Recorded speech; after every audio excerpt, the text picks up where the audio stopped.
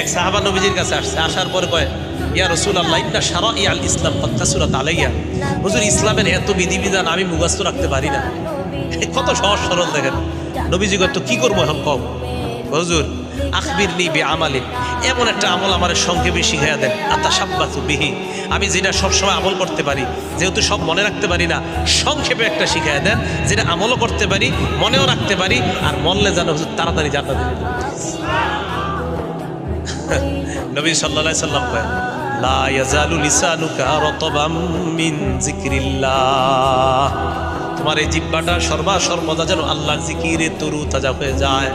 জিহ্বাটা সর্বদা আল্লাহর জিকির দ্বারা ভিজিয়ে রাখবা, আল্লাহর জিকির দ্বারা সিদ্ধ রাখবা, মরবা আর আল্লাহর জান্নাতে প্রবেশ করবা। খুব সহজ সরল ছিলেন সাহাবায়ে কেরাম।